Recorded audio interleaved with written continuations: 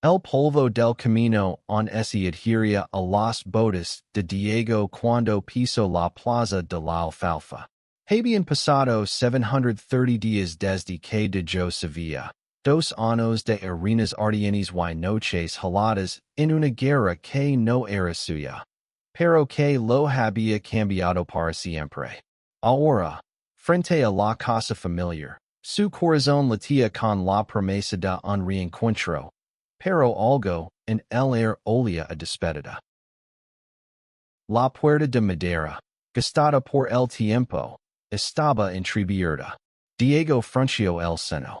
Su madre, Carmen, siempre la mantenía cerrada, como si temiera que el mundo exterior entrara sin permiso. Empujó la puerta con cuidado, y el chirrido de las bisagras resonó en el silencio. El patio interior, con su fuente seca y sus azulejos descoloridos, estaba vacío. En el aroma a guiso de lentejas de su madre en las risas de su hermano pequeño, Javier, lo recibieron. Algo estaba mal. «Mama? Javier?» gritó, dejando caer su mochila al suelo. Silencio. Solo el eco de su propia voz. Subió las escaleras de dos en dos, el pulso acelerado. La habitación de Javier estaba cerrada. Golpeó la puerta con los nudillos, pero no hubo respuesta. Al abrirla, encontró el cuarto desolado, la cama sin sábanas, el armario vacío, las paredes desnudas salvo por una foto rota en el suelo. Era una imagen de ellos dos, tomada años atrás en la feria de abril, sonriendo bajo un cielo de farolillos. Diego la recogió, y un nudo se le formó en la garganta. Bajo corriendo al comedor, donde encontró a Carmen sentada en una silla, con los ojos hinchados y las manos apretadas contra un rosario. Su rostro, antes lleno de vida, ahora parecía talado en piedra. «Mama, ¿qué pasa? ¿Dónde está Javier?» preguntó Diego, su voz temblando. Carmen levantó la mirada, pero no lo miró a los ojos. Se fue Diego. Lo es. Las palabras cayeron como un martillo. Diego sintió que el suelo se desvanecía bajo sus pies. ¿Qué? ¿Por qué? ¿Qué hizo? Él. No es como nosotros. No es. Normal, murmuró Carmen, su voz quebrantos. Los six con otro chico, Diego. En la calle, besándose, como si no lo importara el que dirán. No podía permitirlo. No en esta casa. Diego se quedó inmóvil, su mente luchando por procesar lo que acababa de escuchar. Javier, su hermano pequeño, el chico que solía seguirlo como una sombra, que dibujaba barcos en los margines de sus cuadernos y sonaba con ser artista, echado de casa por ser gay. La rabia comenzó a hervir en su pecho, pero también la culpa. Había estado ausente 2 años. 2 años en los que no supo nada de su hermano, en los que no estuvo para protegerlo. ¿Dónde está? Preguntó, su voz baja pero afilada. No lo sé. Se fue hace una semana. No quiso dejar redonda. Diego salió de la casa sin mirar atrás. Las calles de Sevilla, con sus naranjos y sus balcones floreados, parecían burlarse de su dolor. Camino sin rumbo, preguntando a vecinos, a tenderos, a cualquiera que pudiera haber visto a Javier. Nadie sabía nada, o nadie quería hablar. El sol se hundió en el horizonte, y la ciudad se llenó de sombras. Diego se detuvo en el puente de Triana, mirando el reflejo del Guadalquivir. Recordó las noches en que él y Javier se sentaban allí, hablando de todo y de nada, planeando un futuro que ahora parecía roto. Entonces, Una voz los saco de sus pensamientos. Diego Iris tu. Se giro. Frente a él estaba Lucia, una amiga de la infancia. Con su melena rosada y sus ojos siempre alerta. Lucia trabajaba en un bar cerca de la Plaza Nueva, un lugar donde los secretos de la ciudad salían en contrarico. Lucia, ¿has visto a Javier? Preguntó sin preámbulos. Ella dudó, mordiéndose el labio. Los six hace unos días. Está en un sitio complicado, Diego. No está bien. ¿Dónde? Dámelo por favor. Lucia suspiró y le dio una dirección. Un albergue en las afueras. Un lugar donde los desamparados buscaban refugio. Diego no esperó. Tomó un taxi y, mientras la ciudad pasaba borrosa por la ventana, sumit ese lino de imágenes de Javier. El niño que le pedía ayuda con sus dibujos. El adolescente que lo abrazaba antes de que partiera a la guerra. No podía falar otra vez. El albergue era un edificio destartalado, con paredes gris y un olor a humedad que impregnaba el aire. Diego entró, ignorando las miradas curiosas de los voluntarios. Recorrió los pasillos, buscando entre los rostros cansados de los que allí dormían. Y entonces lo vio. Javier estaba en una esquina, sentado en un cater, con la cabeza gacha y una maleta rota a su lado. Su rostro, antes lleno de luz, ahora estaba marcado por ojeras y una tristeza que cortaba el aliento. Javier, susurró Diego acercándose. Su hermano levantó la mirada, y por un instante, sus ojos se iluminaron. Pero luego se endurecieron, como si temiera confiar de nuevo. ¿Qué haces aquí? Preguntó, su voz fría. He vuelto. ¿Why no me voy a ir sin ti? Javier soltó una risa amarga. ¿Vuelto? ¿Para qué? Para decirme que estoy roto, como mamá. Para salvarme de mí mismo. Diego se arrodilló frente a él, buscando sus ojos. No. Para decir que eres mi hermano. ¿Why que lo siento? Siento no haber estado aquí. Las lágrimas brillaron en los ojos de Javier, pero no dijo nada. Diego extendió la mano, y tras un momento de duda, Javier la tomó. Era un comienzo, pero Diego sabía que el camino por delante sería largo y lleno de cicatrices. Diego y Javier salieron del albergue en silencio. La noche sevillana envolviéndolos como un manto. Las luces de la ciudad brillaban, pero no podían disipar la tensión entre ellos. Diego cargaba la maleta rota de Javier, mientras su hermano caminaba con las manos en los bolsillos, mirando al suelo. No tienes que hacer esto, dijo Javier finalmente, rompiendo el silencio. No necesito tu lástima. No es lástima, respondió Diego, deteniéndose bajo una farola. Eres mi hermano. No te voy a dejar solo. Javier lo miró, sus ojos llenos de una mezcla de rabia y dolor.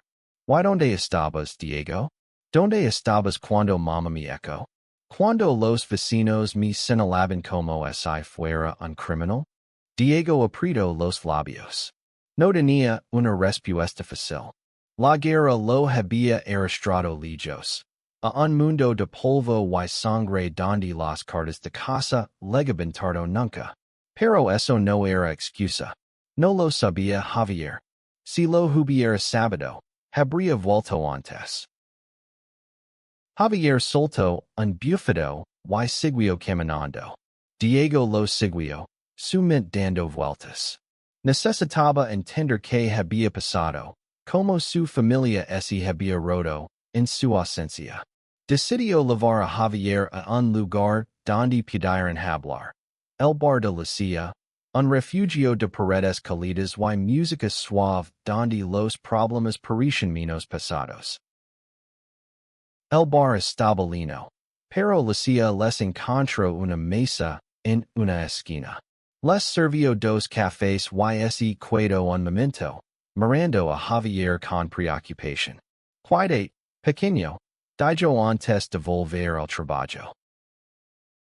Javier jugueteaba con la taza, evitando la mirada de Diego. No sé por qué me buscas ahora. No soy el mismo de antes. Cuéntame, dijo Diego, inclinándose hacia él. Cuéntame todo. Javier respiró hondo, como si las palabras fueran un peso que llevaba demasiado tiempo cargando. Todo empezó hace un año. Conocía a alguien. Se llama Adrián. Era especial. Nos vimos a escondidas. En los parques, en las callejuelas. Pero alguien nos vio. Una vecina. Se lo contó a mamá. Y ella perdió la cabeza. Dijo que era una vergüenza. Que Dios no lo perdonaría. Me dio una hora para recoger mis cosas y salir. Diego sintió una punzada en el pecho. Imaginó a Javier, solo, enfrentándose al rechazo de su propia madre. ¿Y Adrián? ¿Dónde está ahora? Javier bajó la mirada. No lo sé. Después de que me echaran, intenté buscarlo, pero su familia también lo rechazó. Se fue de Sevilla, creo. No tengo su número. No tengo nada. El silencio se instaló entre ellos. Diego quería decir algo, cualquier cosa que aliviara el dolor de su hermano, pero las palabras se lo escapaban. En cambio, puso una mano en el hombro de Javier. Lo encontraremos. Y encontraremos un lugar para ti, para nosotros. Esa noche, Diego llevó a Javier a un hostal modesto cerca del río. Pagó por una habitación con sus ahorros de soldado, aunque no eran muchos. Mientras Javier se ducaba, Diego se sentó en la cama, mirando la foto rota que había encontrado en la casa. La guardó con cuidado en su mochila, permitiéndose que arreglaría lo que se había roto. Al día siguiente, Diego comenzó a buscar pistas sobre Adrián. Preguntó en los bares, en los parques, en los lugares donde Javier decía que solían encontrarse. Nadie sabía nada, pero Diego no se rindió. Mientras tanto, Javier parecía atrapado en un limbo, dividido entre la esperanza y la resignación. Diego lo observaba, notando como su hermano se esforzaba por mantener la compostura, pero a veces, cuando creía que nadie lo veía, dejaba caer la máscara y sus ojos se llenaban de lágrimas. Una tarde, mientras caminaban por el barrio de Santa Cruz, Diego vio un destello de vida en Javier. Estaban frente a una galería de arte, y Javier se detuvo, mirando un cuadro en el escaparate. Un lienzo lleno de colores vibrantes, como los que él solía pintar. Solía sonar con exponer aquí, dijo en voz baja. Todavía puedes, respondió Diego. Eres bueno, Javier. Siempre lo has sido. Javier sonrió, pero fue una sonrisa triste. No tengo nada, Diego. En hay lienzos, en hay pencils, en hay un lugar donde pintar. Entonces lo conseguiremos. Paso a paso. Esa noche, Diego tomó una decisión. No solo buscaría a Adrián, sino que también ayudaría a Javier a recuperar su sueño. Pero primero, tenían que enfrentarse a su madre. Carmen seguía siendo una sombra en sus vidas, una herida abierta que ninguno de los dos sabía cómo cerrar. El sol de la mañana banaba la casa familiar cuando Diego y Javier se detuvieron frente a la puerta. Habían pasado días desde que Diego encontró a su hermano, y aunque habían hablado mucho, la conversación con Carmen era inevitable. Diego sabía que no sería fácil. Su madre era una mujer de principios firmes, anclada en tradiciones que no entendían de matices. Pero también era su madre, y en algún lugar de su corazón, Diego creía que aún había espacio para el perdón. Javier, en cambio, no estaba tan seguro. No voy a cambiar, Diego. Solo porque me arrepienta, que me quien soy. Déjame intentarlo, respondió Diego, tocando la puerta. Carmen abrió, y su rostro se endureció al ver a Javier. No te quiero aquí, dijo, su voz cortante como un cuchillo. Mamá, por favor, intervino Diego. Es tu hijo, mi hermano. No podemos seguir así. Carmen cruzó los brazos. Sus ojos brillando con una mezcla de ira y dolor. No entiendes, Diego. Esto no es solo una elección. Es un pecado. La gente habla, la iglesia habla. ¿Qué dirán de nosotros? Diego respiró hondo, conteniendo la rabia. Lo que digan no importa. Lo que importa es la familia. Javier no ha hecho nada malo. Ama a alguien, mamá. Eso es un crimen. Carmen apretó los labios, pero no respondió. Javier, que había estado en silencio, dio un paso adelante. No estoy aquí para pedir perdón, mamá. Solo quiero que me veas. Que veas quién soy, no lo que crees que debo ser. Por un momento, el silencio fue ensordecido. Carmen bajó la mirada, y Diego pensó que tal vez, solo tal vez, sus palabras habían tocado algo en ella. Pero entonces ella levantó la cabeza, y sus ojos estaban llenos de lágrimas. No puedo, Javier. No puedo aceptarlo. Diego sintió que algo se rompía dentro de él. Tomó la mano de Javier y lo llevó fuera de la casa. No había vuelta atrás. Si Carmen no podía aceptar a su hermano, entonces él sería la familia que Javier necesitaba. En los días siguientes, Diego y Javier se instalaron en una rutina frágil pero esperanzadora. Diego encontró un trabajo temporal en un taller mecánico, y con sus primeros ingresos, compró materiales de arte para Javier. Ver a su hermano pintar de nuevo, aunque fuera en una mesa improvisada en el hostal. Le dio a Diego un atisbo de esperanza. Pero la búsqueda de Adrián seguía siendo una herida abierta. Una noche, mientras compartían una cena sencilla en el hostal, Javier habló de Adrián con más detalle.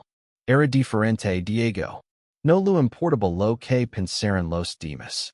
Me hacía sentir libre. Como si pudiera ser yo mismo sin miedo. Diego escuchaba, sintiendo el peso de la ausencia de Adrián en la vida de su hermano. Permitió redoblar sus esfuerzos para encontrarlo. Al día siguiente, fue al mercado de Triana, donde un amigo de Lisa le dio una pista.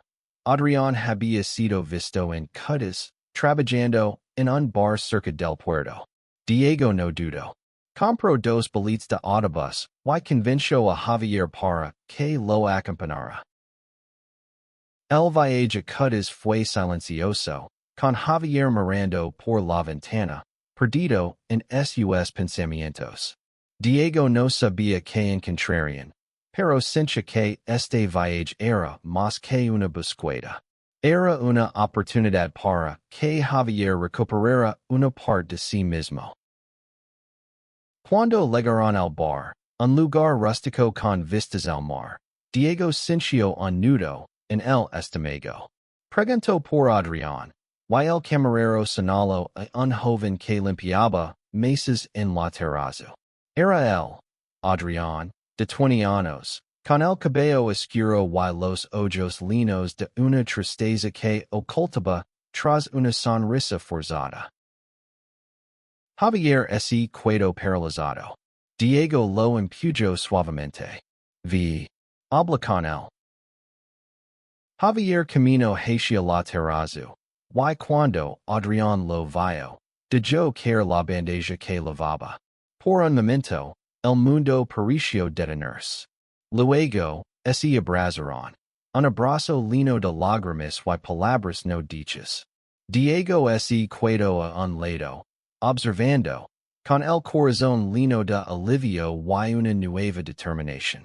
No sabía cómo terminaría esta historia, pero por ahora, había reunido a dos almas que se necesitaban. La brisa del mar mecía las cortinas del bar mientras Javier y Adrián hablaban en la terraza. Diego los observaba desde una mesa apartada, dándoles espacio. Las risas y lágrimas se mezclaban en sus rostros, y por primera vez en días, Javier parecía vivo de nuevo. Pero Diego sabía que este reencuentro era solo el principio. Había demasiadas heridas que sanar, demasiadas preguntas sin respuesta. Cuando Javier regresó a la mesa, sus ojos brillaban con una mezcla de alegría y miedo. ¿Por qué me cuid con él, Diego? Aquí, encontrarás. Dice que podemos empezar de nuevo. Diego asintió, aunque su pecho se apretó. Había encontrado a Javier, lo había traído hasta aquí, pero ahora sentía que lo estaba perdiendo de nuevo. ¿Y tú qué quieres? Preguntó, su voz suave pero firme. Javier dudó, mirando hacia Adrián, que ahora hablaba con un cliente. No lo sé. Quiero estar con él, pero tengo miedo. ¿Y así todo vuelve a desmoronarse?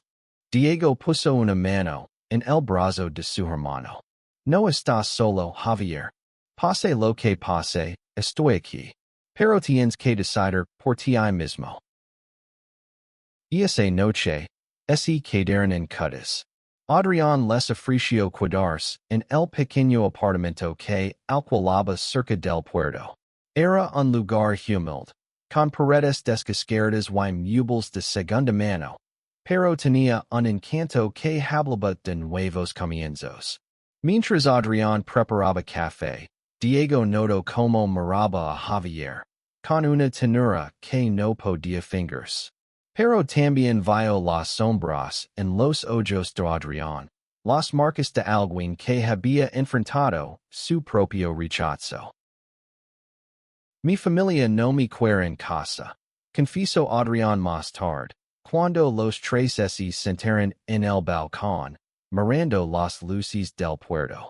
Mi padre dijo que prefería no tener hijo a tener uno como yo. Me vine aquí porque no sabía a dónde ir. Diego sintió una punzada de impaciencia. Él no había enfrentado ese tipo de rechazo, pero conocía el peso de la soledad.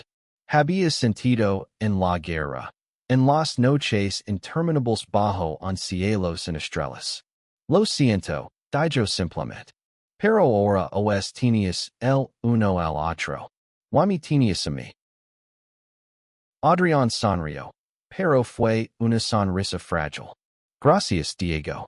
No sabes lo que significa que hayas traído a Javier. Los días en cadas se convirtieron en una rutina extraña pero reconfortante. Diego trabajaba en el puerto, descargando cajas para ganar algo de dinero, mientras Javier y Adrián pasaban tiempo juntos, redescubriéndose. Javier comenzó a pintar de nuevo, usando los lienzos que Diego le había comprado.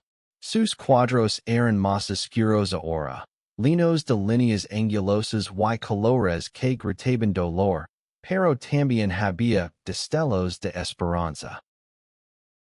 Una noche, Mientras comparten una botella de vino en el balcón, Adrián le preguntó a Diego sobre la guerra.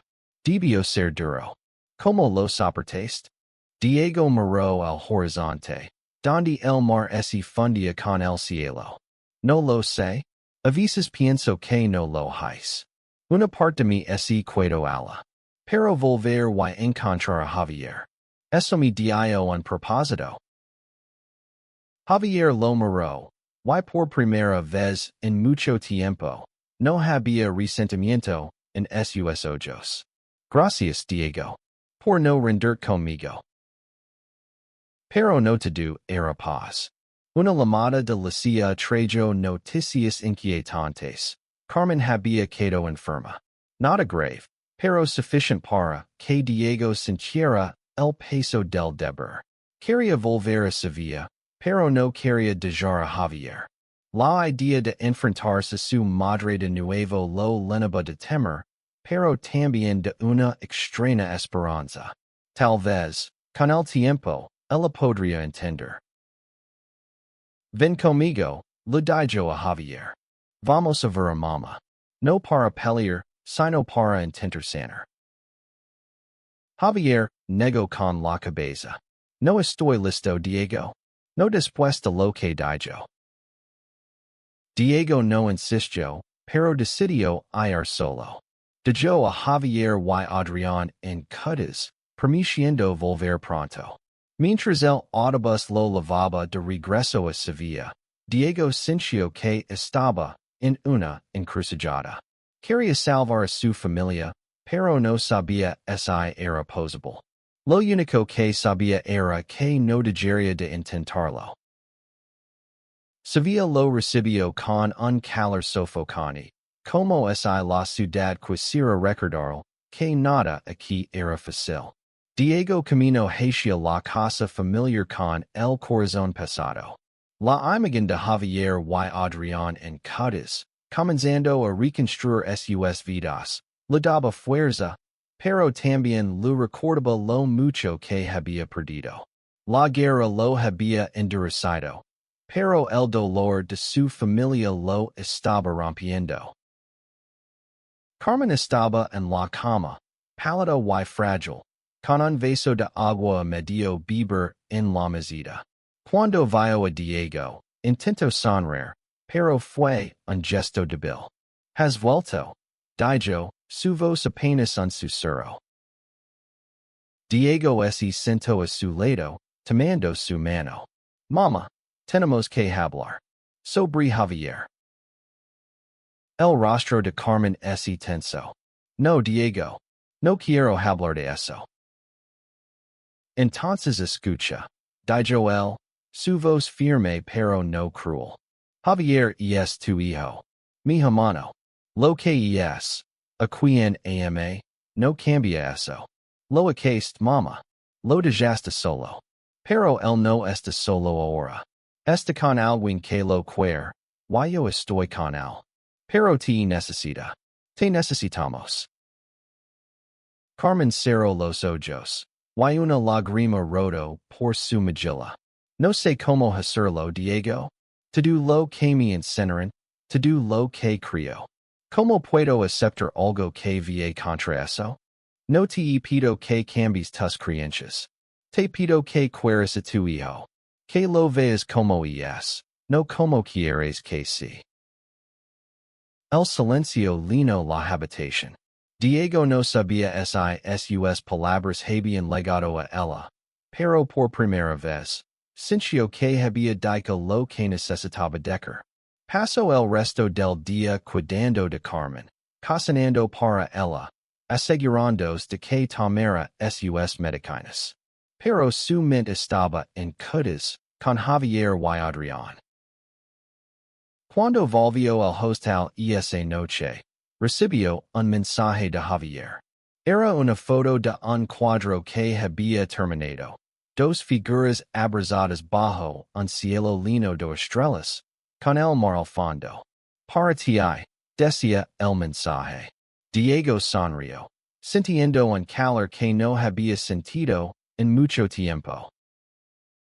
Los días siguientes fueron un torbellino. Diego dividía su tiempo entre cuidar de Carmen y planear su regreso a Cutis. Pero una noche, mientras revisaba sus ahorros, ese dio cuenta de que no serían suficientes para mantener a Javier y a él en el hostal por mucho tiempo. Necesitaban un plan a largo plazo. Decidió buscar un trabajo estable en Sevilla, algo que lo permitiera estar cerca de su madre mientras apoyaba a Javier en Cutis. Una mañana, mientras tomaba café en el bar de la silla, ella le dio una idea. Hay una galería en el centro que busca artistas para una exposición. Podrías hablar con ellos por Javier. Sus cuadros son buenos, Diego. Podrían darle una oportunidad. Diego no perdió el tiempo. Fue a la galería, llevando fotos de los cuadros de Javier. El dueño, un hombre mayor con una pasión evidente por el arte, quedó impresionado. Tiene talento, dijo. Si puede traer más países, le daremos un espacio. Diego llamó a Javier y esa misma noche contó la noticia. Por primera vez en mucho tiempo, escuchó una chispa de emoción en la voz de su hermano. Voy a trabajar en algo nuevo, dijo Javier. Algo que cuenta nuestra historia. Diego sintió que, por fin, estaban construyendo algo. Pero también sabía que el camino hacia la reconciliación con Carmen sería largo. Decidió escribir una carta a su madre, una que no lo entregaría aún, pero que necesitaba escribir. En ella, volcó todo, su amor por ella, su dolor por Javier, su esperanza de que algún día pudieran ser una familia de nuevo. Diego regresó a Cutis con una mezcla de esperanza y cansancio. Encontró a Javier y Adrián en el apartamento, rodeados de lienzos a medio pintar. La energía en el aire era diferente, más ligera. Javier estaba trabajando en un cuadro para la exposición, y Adrián lo ayudaba, mezclando colores y ofreciendo ideas. Verlos juntos, riendo, trabajando como un equipo, llenó a Diego de una alegría que no había sentido en años. Te has superado, pequeño, dijo Diego, mirando el cuadro. Era una obra vibrante, con dos figuras caminando por una calle sevillana. Sus manos centralizadas, rodeadas de sombras pero iluminadas por un rayo de luz. Es para la exposición, dijo Javier, sonriéndose. Quiero que la gente vea que el amor no es algo de lo que avergonzarse. Diego asintió orgulloso, pero también sabía que había otro paso que debían dar. Tenemos que hablar de mamá, dijo, sentándose con ellos en el balcón. Javier frunció el seno, pero Adrián le tomó la mano, dando ánimos. No estoy listo para verla, Diego, dijo Javier. Pero, quiero intentarlo. Por ti. Diego sonrió. Eso es suficiente por ahora. Los preparativos para la exposición ocuparán las semanas siguientes. Javier trabajó sin descanso, creando países que contaban su historia. El rechazo, la soledad, pero también el amor y la esperanza. Adrián lo apoyaba, y Diego se convirtió en su mayor defensor, asegurándose de que todo estuviera listo para el gran día. Pero en el fondo, Diego seguía pensando en Carmen. La carta que había escrito seguía en su mochila, esperando el momento adecuado. La noche de la exposición llegó, y la galería estaba llena de gente. Los cuadros de Javier brillaban bajo las luces, cada uno contando una historia que resonaba con los presentes. Diego vio como desconocidos se detenían frente a las obras, Algunos con lágrimas en los ojos, otros susurrando palabras de admiración. Javier estaba nervioso, pero cuando el dueño de la galería anunció que había vendido 3 cuadros, su rostro se iluminó. Diego se acercó a él, abrazándolo. Lo hiciste, pequeño. Estoy tan orgulloso. Javier lo miró, sus ojos brillando. No podría haberlo hecho sin ti. Esa noche, mientras celebraban en el bar de Cuentos, Diego tomó una decisión. Llevaría a Carmen a la galería. Quería que viera lo que Javier había logrado. Que entendiera quién era su hijo. No sabía si funcionaría, pero tenía que intentarlo. Al día siguiente, volvió a Sevilla. Encontró a Carmen algo más recuperada, pero en distante. Le habló de la exposición, de los cuadros de Javier, de cómo su arte estaba tocando corazones. Ven conmigo, mamá. Solo mira. No tienes que decir nada. Carmen dudó, pero algo en los ojos de Diego la convenció. Asencio, y Diego sintió un destello de esperanza. El viaje a Cuentos fue silencioso, pero cuando llegaron a la galería, Carmen se quedó sin aliento. Los cuadros de Javier llenaban las paredes, cada uno una ventana a su alma. Carmen se detuvo frente al cuadro de las dos figuras bajo el rayo de luz. Sus manos temblaron. ¿Y es él, verdad? Preguntó en voz baja. Ese chico. Diego asintió. Y es su historia, mamá. Y es hermosa. Carmen no dijo nada más, pero no apartó la mirada del cuadro. Diego sabía que no era una reconciliación completa, pero era un paso. Un comienzo. Los días siguientes fueron un torbellino de emociones. Carmen regresó a Sevilla, pero algo había cambiado. No habló mucho, pero Diego notó que ya no apretaba el rosario con tanta fuerza. Javier, por su parte, estaba radiante. La exposición había sido un éxito, y varias galerías más querían sus cuadros. Adrián y él comenzaron a planear una vida juntos en Cuentos, mientras Diego buscaba un trabajo estable para cuidar cerca. Una tarde, mientras caminaban por la playa, Javier le dio a Diego un regalo, un pequeño cuadro de los dos, sentados en el puente de Triana, como en los viejos tiempos. Esto es por todo lo que has hecho, dijo Javier. Eres más que un hermano. Eres mi hogar. Diego sintió que las lágrimas le quemaban los ojos. ¿Y tú el mío, pequeño?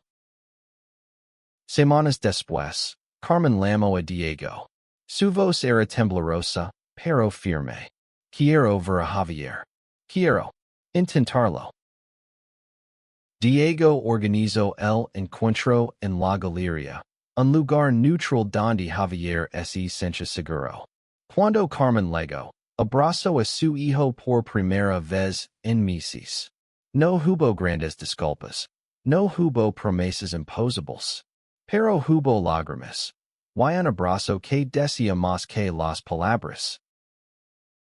La historia no terminó con un final perfecto. Carmen on luchaba con sus creencias, pero estaba dispuesta a escuchar. Javier y Adrián construyeron una vida juntos, llena de arte y amor. Y Diego, el soldado que había vuelto a casa tras 730 días, encontró su propósito, ser el puente que unía a su familia, no importa cuán roto pareciera el camino. El sol se ponía sobre Sevilla, y Diego, Javier y Adrián caminaban juntos por el puente de Triana. El río reflejaba las luces de la ciudad, y por un momento, todo parecía posible. Habían encontrado su lugar en el mundo, no a pesar de sus cicatrices, sino gracias a ellas.